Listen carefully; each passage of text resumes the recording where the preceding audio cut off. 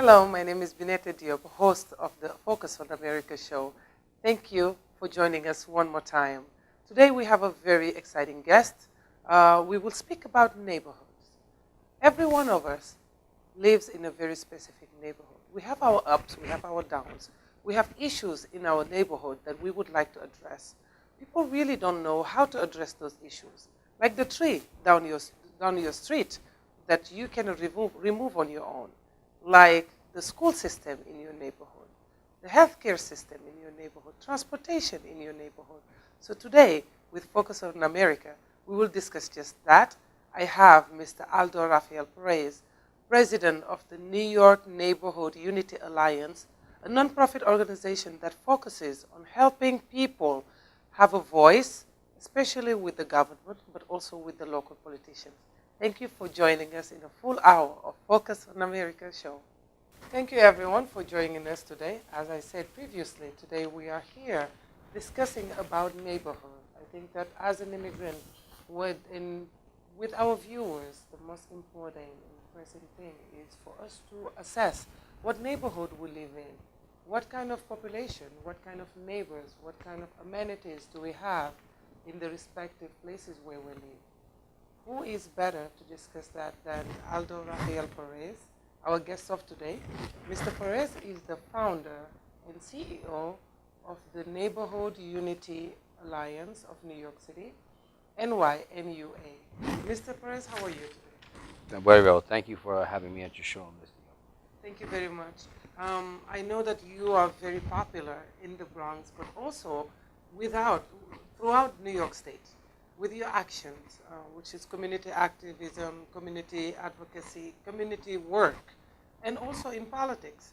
Can you tell us a little bit about why did you choose that industry? Well, actually, it's kind of like it chose me. It was issues that needed to be addressed. There were other individuals in our community that were trying to address the issue. It was actually a combined effort of community support. I didn't ask to take a lead on it. I just became more and more involved. Now, what is the New York Neighborhood Unity Alliance? The New York Neighborhood Unity Alliance is composite of a nonprofit organization, which will develop within communities on aspect of advocacy, support on topics such as racism, homelessness, housing, public safety, economic development, community empowerment, training, varieties of many things. I saw that while I was doing research about your organization and yourself, I see that you are very involved, especially online with the media, social media. There is a Facebook page for the New York Neighborhood Unity Alliance. Can you tell me what is the role of the social aspect? Well, actually, the social aspect is just a way of getting in contact with everyone. I mean, being that we have so many residents in New York City that actually utilize Facebook and Instagram and Twitter, what I'm trying to do is bring them in a bit of awareness, bring them a little bit of education. But I don't want them only just looking at the Facebook page. I want them also to join us. Okay, how can someone join an organization like this? I want to know more about the organization because I know that when we speak about neighborhood unity in a place like New York City, where crime is very high and people are very individualistic in the manner that they deal with. I had a chance to be in South Carolina, and people in the South or in other states tend to cohabitate or to mingle more rather than here in New York, where people are very individualistic. So what is the role of the Neighborhood Unity Alliance in creating that unity and togetherness within neighborhoods? Well, the first thing that the New York Neighborhood Unity Alliance is going to work on is going into a community and building transparency. By saying transparency is that no population, no immigrant population, no Latin population, no African population is greater than the other. The thing that we'd like to be is a level ground where we all can stand, where our voices can be heard, where our concerns can be addressed. Um, that is the goal of the New York Neighborhood Unity Alliance. It's not denying the issues of the LGBT community. We're not going to be denying them their rights in housing or anything like that. They need a voice out there in education. Um, it'll be a platform where it won't be based on faith. It won't be based on gender. It won't be based on class of individual. Anyone can join. And it has no political affiliation to any party. Now, you raised something that is very important, housing. Anybody in New York City knows that the housing situation is getting dire and dire in New York City. Immigrants, newcomers are here. In the Bronx, now we say that there is a population of 1,400,019 people. And housing is definitely an issue. What kind of reservation does your organization have in order to help the immigrants, but also the Bronx residents into getting an affordable housing? Well, the main purpose of Infocus Drive is advocacy. There's many good groups out there that I really don't want to mention right now that we'll be working with, but we're in collaboration with them pretty soon. In which we're going to bring advocacy and people to know their housing rights. We're also going to be supporting campaigns in which we're going to bring tenants associations to organizations and buildings that many immigrants don't know of their rights. For instance, there's many in Harlem that right now, and many African communities in Harlem that are dealing with the issue. They don't know their rights, and their landlords actually are abusing their rights. And we're also going to be working with the Bangladeshi community. But one of the main factors that we want to do is that we want to do it in collaboration with each other. There's not going to be a group. I'm not going to stigmatize one group to just be one specific race or anything. I think what the main goal is to have a transparency, that we can have Africans from Mali, Senegal, anywhere in the Congo, or we can have Puerto Ricans, Dominicans, everyone together, everyone having their part, their role. Some will have their chairs, which means we're going to have a democracy in each committee, but everything's going to be addressing the issues. You see, the problem is that many of the community boards throughout New York City do not facilitate the needs of the people in the community. While these appointments are made by borough presidents, many of the voices that need to be heard are not heard because the simple fact of the matter is they really don't know where a community board is. So what I'm doing here is I'm advancing them to a new civic-minded understanding of how a community should work. I think that's very important what you said.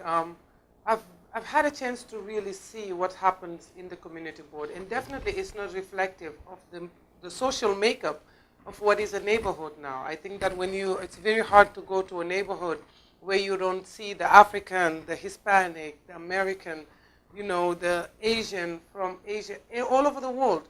You will see people that are mingling. However, that is not reflective of the kind of government we have now. And an organization like this will definitely work for the benefits of those people. And is there any events or any actions that you guys are taking in order to involve more diversity? Well, one of the things that we're going to be doing, that I'm actually working with a councilman in the near future, and we're going to be working on actually a transparency diversity forum. We pushed it back, but due to recent political opinions and statements made by a new elected cabinet, in a national point of view, we want to secure it on a more personal and inter-community standpoint. By saying that, is we want to make sure the communities feel comfortable about any decision made nationally. This is not to stigmatize, who's ever elected as the president of the United States, but it's just that, well, it's a national level. Remember that our government first needs to work on things locally. So that's what basically we're doing. So we're going to be working on bringing transparency.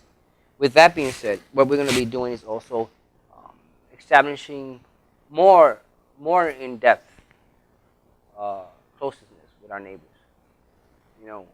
We're going to teach our neighbors the old-style way of understanding who is your neighbor, and what is your neighbor about. I think that's very important, especially in the aftermath of this election we just had. I know that a lot of Muslims, a lot of immigrants are fearful about the repercussions of just bigotry and then racism and just, xenophobia. And the list goes on and on and on. And I think to have an organization like that will be able to address those issues is very important. And I know I said earlier that you are from the Bronx. However, I would like to get more information about the Bronx. This is one of the boroughs that is very, very, very diverse. It's a melting pot of every nationality. How does it feel being a native of the Bronx and seeing the Bronx evolve throughout the years? Well, the Bronx has evolved actually to a beautiful borough. It's a really beautiful borough. I mean, and then the new projects that are coming to the Bronx, the new developments are coming to, are going to be a great asset to the Bronx borough. But the, its new assets also have to be transparent to the history of who we are. Little by little, they're trying to take away the history of great people that were here before. This, you may understand, the Bronx really started it was a farming town. From a farming town, it went to a Jewish community, to an Irish community. You had Greeks living in this area. You had Polish living in the Bronx. And then African American, Hispanics, we all moved to the area. And each generation, Dominicans, Bangladeshi, Africans, I mean, you have right now, because of so much gentrification, you even having the people who used to live down actually in Chinatown, Chinese, actually moving up to the Bronx now. Wow. And before you will only see them like mainly like in grocery store, not grocery stores, mainly like in Chinese restaurants. But now they're living within our community like everybody else. They're buying houses within our community. Why? Mm-hmm. Because it's too expensive to live in Manhattan. Too expensive to live in Brooklyn. So the Bronx is like the last stepping stone. And I think the Bronx is going to be the most, my personal view. I think, and this is not statistical, this is not, I'm seeing it for what I'm viewing it as a personal experience. I believe that the Bronx will be, in the next 5 years, the most well-diversed borough in New York City. Beautiful. I know that you know the Bronx very well. I was able to see you on the field. I was able to see you with events that you've participated into, and really I've been amazed with your involvement with the Bronx community, but also with the larger New York City community.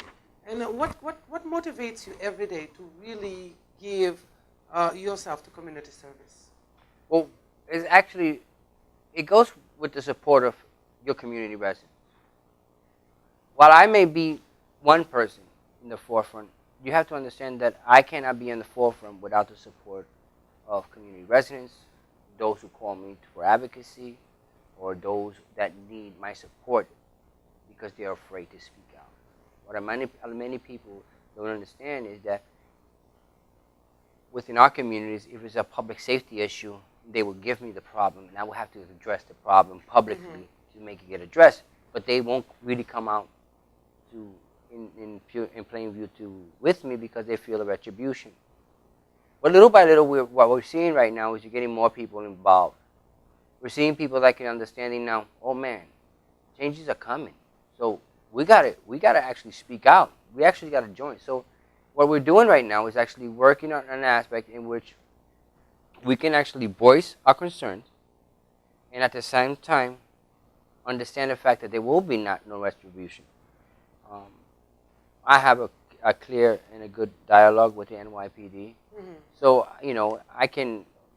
their support is a major factor. While people may address the concerns of what you are seeing right now with cases of police brutality, but you have to understand that that's a very minute number. I mean, those are instances. They're not actually the general problem that we need to address in our communities. We need to address the fact that within our communities we have young men that can't afford to get it, that don't know how to get a job, don't know how to go back to school. They believe that the only way they can make money is actually selling drugs. So we got to change that cycle. Well, I'm glad you came to that point because the Bronx is indeed evolving. We have different cultures, we have different people and people growing, and we have very, very talented and educated youth. However, there is also threats that are coming by. Like you said, violence is here, drugs are here, and the New York Neighborhood Unity Alliance is definitely a perfect organization in order to allow the neighbors to be able to have that voice that they were yearning for. What actions have you taken in order to challenge the use of drugs, the use of violence in this neighborhood? Well, one of the things that I've done in the past, there was an incident that happened over a year ago where a young man was shot, and he passed. Um, it was very saddening within the community, but thanks to the support of the community residents, the NYPD, and various organizations, elected officials, that area has now been without a murder over a year. And this is an old saying, knock on wood, but I'm just gonna say that it's progressing. While some instances of violence and robbery still exist in the area, they're not at the higher level, at the same highest level as they used to be last year, because the people in the community are becoming more conscious, are becoming more understanding of what is needed in the community, and that those actions are not going to be supported any longer. Now, I know you mentioned about young people being shot. May I know exactly who you're referring to, if it's okay to... Well, there's one case that's very, very important to me. It's very important because the person who actually is the accused of committing the crime has not been arrested yet. His name is David Styles Hooks. He was a young man who was a young father who got into an argument with a young man, and they both became argumentative. And the gentleman who's been accused, is videotaped actually shooting and ending the life of Mr. David Styles Hooks. Now, the fact of the matter is that no act of violence should be subjected to that, especially in the community. And nobody has a right to take anyone's life. These are not circumstances within our community that gravitates to someone taking somebody's life. It's not like someone defending someone. This is just pure pride between people and very frivolous, issues. But what we need to do is have a more intense educational format to reaching our youth. We can't just deny our youth and not give them a voice. We got to listen to what their concerns are, and no one's really listening to what they really want to do. I think that those are very important issues, and I'm so glad you said. I also have seen that you have been very vocal about the Wali Kamara issue, and those are, important issues that we as neighbors need to address in order to prevent it from the future. What can you tell me more about the Wali Kamara issue? The Wali Kamara, rahimullah, was a Muslim brother who I know personally. Wali Kamara was someone that I knew for like 9 to 10 years. He worked at a grocery store. And he helped the people in the community who didn't even have money to buy stuff within the store. He was a clerk at the store, 24-hour store. Mr. Guzman, who is the one who is actually right now standing trial for the murder of Wali Kamara, was also known in the community. But you see, this is a tragic event. Because Mr. Guzman, while is responsible for the death of Mr. Kamara, this is my personal opinion. The trial has not started. This is a judicial process. Was under the influence of a drug called wet, and this is liquid form PCP. Are there issues in our community that need to be addressed? Yes.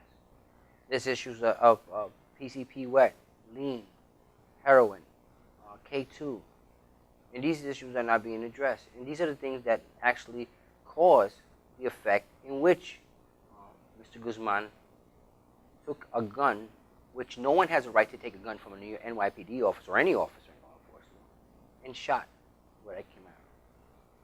This needs to be addressed also. It cannot only be blamed on the fact that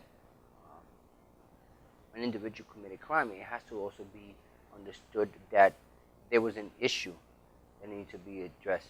This would not happen if within our streets there was a more stronger approach holding those responsible that sell PCP wet.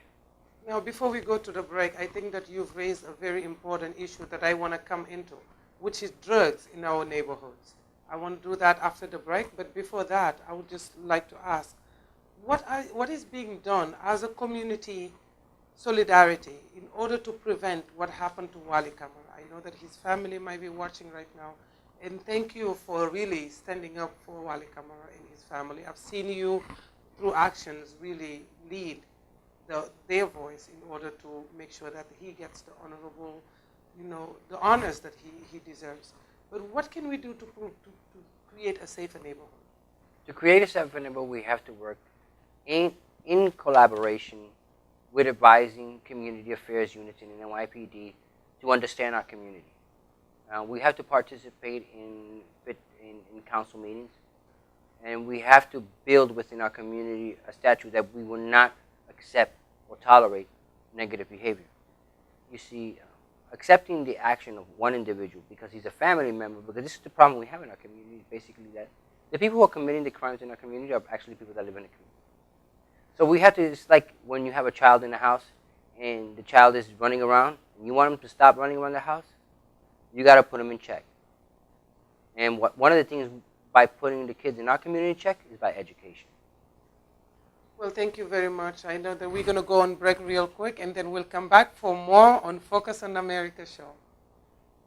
Welcome back to Focus on America show. As I said earlier, in the beginning of the show, today I have a very important but also very involved guest, Mr. Aldo Rafael Perez, who is the CEO and founder of the New York Neighborhood Unity Alliance, a very interesting organization that is born here out of the Bronx, that is geared to help residents, but also to create coalitions between the neighbors in order to facilitate the integration, but also their work in collaboration with New York government agencies and politicians. Thank you very much once more. Before the break, you touched on a very important issue, drugs. And I know that, as we said, many of our children, many of New Yorkers are suffering from drug abuse. When it comes to when I was doing research about drugs in the Bronx, I found out that the Bronx is first in alcohol-related injuries. The Bronx is also the first in minor use of cigarettes, but also in many other drugs, which is devastating, because for a beautiful borough like the Bronx, and for us to see our children be exposed to such realities, it's really devastating. What are your organization doing in order to try to help with that flail? Okay. Well, one of the things that we're doing is on December the 12th, where we're going to be having a community educational forum. The speakers on that event will be Dr. Ernest Patty of St. Barnabas Hospital. He will speak on the aspects of emergency room care, because when there is an overdose or when there's an issue of overreaction or anything that has to do with emergency care, he's the top person in New York City. He's also an NYPD honored surgeon, physician. But you also will have Dr. Bernard Wyckoff. He's the founder of the United Nations Foundation on Drug Awareness. And he will be there. Also the New York City Department of Health. We also will have the Bronx DA's office. And the elected officials that are supporting this event will be Councilman Richie Torres, Councilman Fernando Cabrera, and New York City Councilman Andy Cohen. This event is also being supported by community organizations. This event is also being supported by the community itself. This is what the community wanted. They wanted to speak on issues like heroin, PCP wet, K2, lean. These are the main drugs within the communities right now that are actually taking a toll on high substance use. While alcohol in the United States is the highest consumption of any drug, you have to understand that while there is detoxification for it, it's a legal drug. Cigarettes is also something that's legal being sold. As you know yourself, I made a commitment. As a former smoker, I also said to myself that if I wanted to work with the community and tell them to stop smoking, I got to stop smoking. So personally, I made that choice just recently now that I can't lead a community, tell them not to harm your body by myself. So I'm going to lead by example. Well, that's very good, and thank you so much for that. And I'm very happy to see that not only do you have doctors, but also you have politicians, but also city councilmen and assemblymen, and also just regular folks to sit down at a table and discuss this important issue. We will be following up with you because I think this is a very important issue that we need to address right now. And the goal of our show is really to put our finger to where really it has to be on, to point at the important issues that we have in our community, and definitely drug usage and overdoses, and also drug abuse. Substance abuse is a flavor here in the Bronx. But after that, I wanna go back to the beautiful side of the Bronx. It's immigrants, it's residents, it's the gardens, the spaces. What can you tell me that someone new to the Bronx can do to really get the full experience of being a New Yorker? Well, being a New Yorker is one thing that you got to know about New York. New York is the home of the New York Yankees. That's a great asset we're very proud of. We also have the Botanical Garden. We also have the Bronx Zoo. We also have historical sites. We got Polk Cottage. We have areas in the city where you can actually, in New York City, in the Bronx, where you can actually see wonderful parks. You have an astounding amount of architectural buildings that you can go around the borough of the Bronx and admire. There's a lot of culture here. The Bronx is the borough of the salsa music, and now it's the borough of a multicultural uh, music, because now we're having groups from everywhere. We have groups from Honduras doing tribal. We have African. We have Puerto Ricanos. We have Dominicans.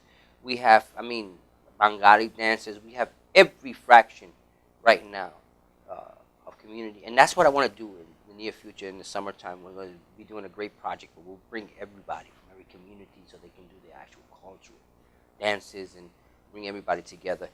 I want to build a Bronx that knows each other, that respects each other, and that will continue to work with each other. And that's what the New York Neighborhood Unity Alliance is about. Well, amazing organization. I really am fond of the work that you all do for the Bronx, but also for New York City in general. I had a pleasure of going by Fordham University, and then I saw this beautiful sign in red, green, and white that says Little Italy, and it's a beautiful place. And I was quite surprised because that's not something that I would expect to see in the Bronx, but also to walk down and see Banglatown, where you see all the Bangladeshi community, and walk on the west side and just see, I believe, the east or the west side, to see all the African and immigrant community. Yes. It's beautiful. I think I loved living in the Bronx. And one thing, I don't mean to cut you off, Ms.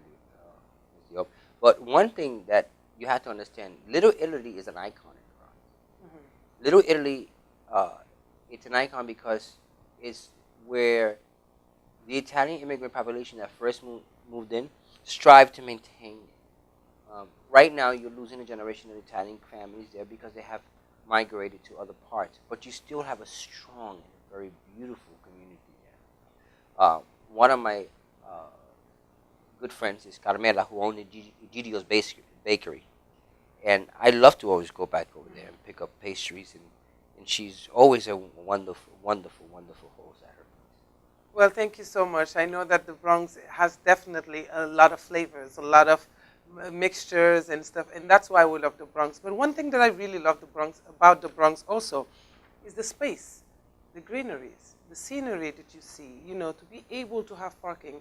I used to live in Manhattan, and I mean, it was crazy to find parking, and just to be able to just run through the grass. And those are the little things that you can still find in the Bronx. And I know that, like you said, it cannot be happening unless you have beautiful neighbors that surround you. We stress into neighborhood and also neighborhood health because your organization is definitely suited to raise those issues. I think that we ought to combine our efforts jointly by creating more events that's going to be cross communities, because I know that we have little closures of different communities. However, we need to have more efforts into creating that. What do you think is the best platform to bringing communities together? The best platform, actually, that I feel is most productive, and I'm gonna be honest. I have to actually take that example and advise myself is to listen. I mean, sometimes I'm always speaking, so I sometimes overshadow my voice when I'm speaking. But it's really actually, this is what I want. I want to focus on the New York neighborhood unity, is that it will listen to the people and it will work with it. We're going to listen to the concerns because we know that unity is the only solution for our voices to be heard. So we're going to work with Can you say that again? I think that's unity is the only solution for our voices to be heard. And this is the goal of what we want. Transparency, respect, admiration, and building the common ethical and moral standards of a family, or of races united together. wonderful. I think that was very well said. One thing that really caught my eyes is that I see you very involved, but also I see you very knowledgeable about community issues. And how long have you been working with the community? In this community here in New York City, I've been on and off right now. I mean, I was here for now 4 years. Before that, I left New York. I was working in North Carolina. I traveled overseas.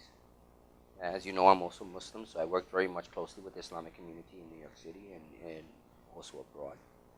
But my main focus is to bring the common sense of what I get these teachings from, most honestly, and be very frank, from Islam, from the Prophet Muhammad. Prophet Muhammad sent expeditions out to every nation and invited them to Islam, and also guaranteed them the protection. They didn't accept Islam, but made accords with them. And this is what the Muslim does. I'm like so called that some I know when I'm called by some, they call me the Puerto Rican Imam, but I'm not an Imam and I'm not a Sheikh. But I do say well, hopefully we're going to work towards but I do that. feel like I'm an ambassador. I do. I feel, and many people, many sheikhs, and many maulana have told me, you're an ambassador. You should, work closely more with the people in the community. Let them understand who you are as a Muslim. Let them understand and respect you of who you are, your participation, and what we want to share. So that's what basically I want to do. I want to show the people how is a Muslim, Latino, who lives in America, who was raised in America and born in America. Now, you raised another point. We are moving away now from the drugs, from the beautiful residency in politics and everything. Now we're moving towards religion. And as you said, also the Bronx is also a melting pot of all religious faiths, peacefully working together and living amongst each other.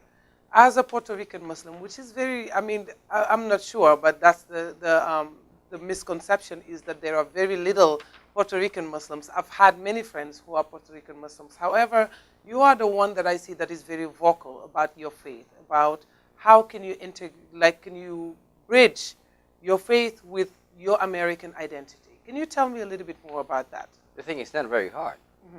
You see, being a Muslim is something that you do personally for yourself.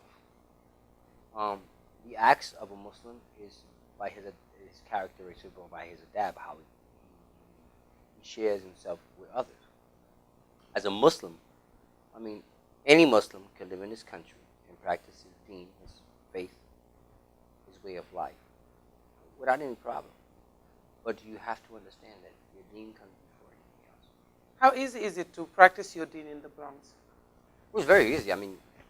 There's countries right now that actually imams have to go and actually pick up their khutbahs, pick up their sermons on Thursdays before the khutbah prayer. A lot of people don't know that. They don't understand that a lot of the fixation that they have on these, and the fixation in actually some of the harshes they do on the women is because of tribal customs, not because of Islam, because of tribal customs. So, a lot of these things are not explained properly. We need a better advocacy of support. A lot of the representatives who we have representing Islam to elected officials are not qualified. I'm sorry, but they're not qualified to. Well, let me ask you something about what you just said right now. That's very.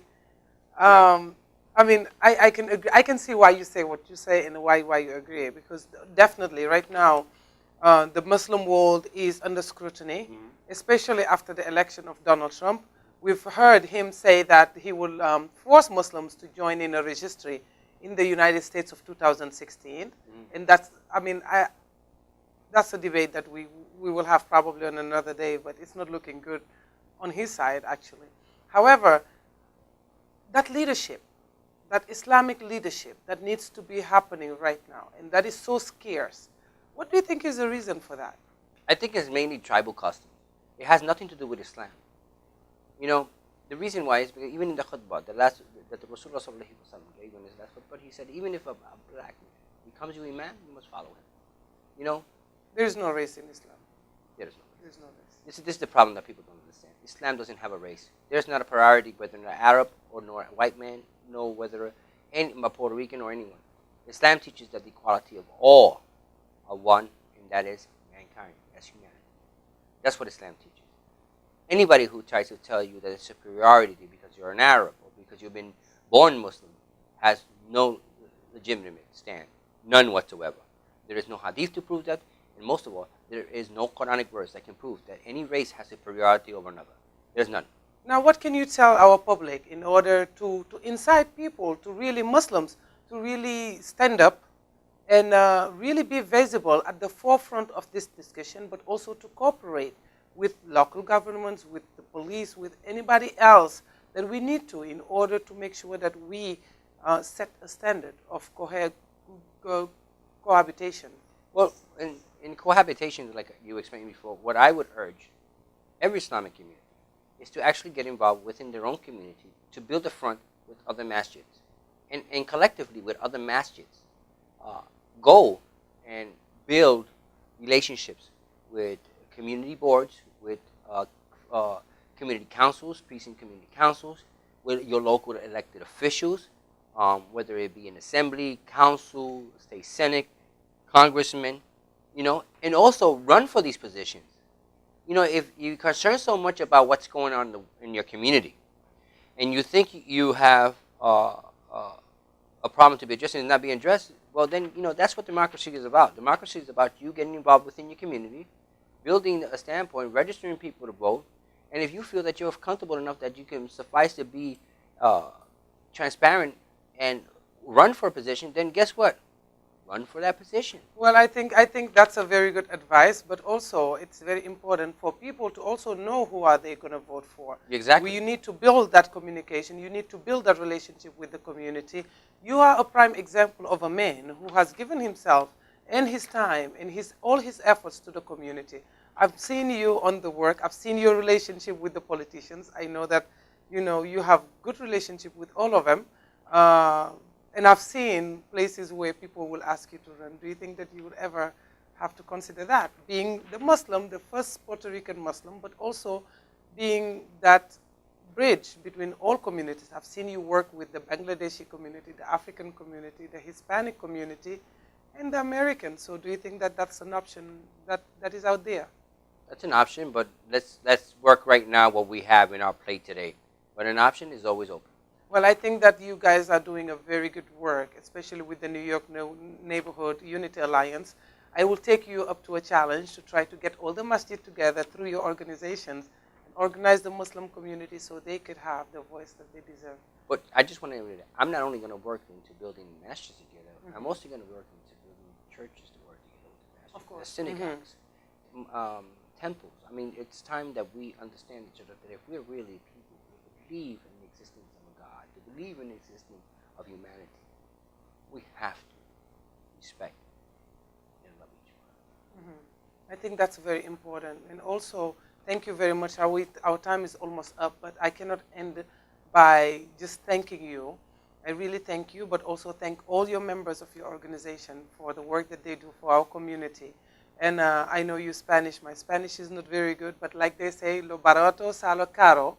Am I right? Lo barato sale caro. Lo barato sale caro. So that means that we have to stand up right now and really make sure that we take what we have now and work with it before it costs us. I think that the fact that we are sitting down and just ignoring the little stuff just because of time, because nobody is trying to reach out to another one, could definitely cost us as a country. So we thank you for all your work, and we hope to have you back. And please don't forget, December 12th, the Bronx Library Center, 2016, from 6:30 to 8:30 p.m. We'll be having a community educated forum on PCP wet, heroin, lean, and K2. And we will join you there. And thank you very much for coming in again. Thank you. Thank you. And that was Mr. Aldo Rafael Perez, President and CEO of the New York Neighborhood Unity Coalition in New York City. Thank you. Well, viewers, that was our segment for today, focusing on neighborhood, focusing on cohabitation between people, neighbors, friends, families, all living into this great community we call the Bronx. In the Bronx, it's a huge and beautiful melting pot of different people, Africans, Asians, Bangladeshis, the Desis. We also have Chinese, we also have Hispanics, Americans, Native Americans, a beautiful melting pot. This great place that is called the Bronx is our home. I was happy today to have my guest, Mr. Aldo Rafael Perez, that gave us a glimpse about what it is to be a Bronx native, what it is to live in the Bronx, what challenges do we face, what is the beautiful thing we are thankful for as Bronx natives, what are the great things you can find here in the Bronx. As we go along, we just have to keep in mind that we are all one melting pot. And as we say, you are as good as your neighbor. We need to watch each other. We need to keep our community safe. And we need to strive to make this world a better world. We have talked about housings. We've talked about healthcare. We've talked about drugs and how it affects our community, our youth. How should we work with the local agencies? How should we work with the police in order to build this beautiful country, but also this beautiful community that we all came to love and we call home? Here in the Bronx, we do have our challenges. It's a big place where 1,419,000 people wake up every day calling the Bronx home. So we all call everybody to join us in this discussion as we will come back to discuss more about put more lights, but also focus more on housing, transportation, healthcare, immigration, anything that will put our cities and our respective neighborhoods to a better place. More than yesterday, but for tomorrow, so we can build a beautiful future. My name is Bineta Diop, host of the Focus on America show. I'll be coming to you every week. Every week, we'll be discussing a new topic. We'll have a new guest at the same time. Thank you for watching Focus on America.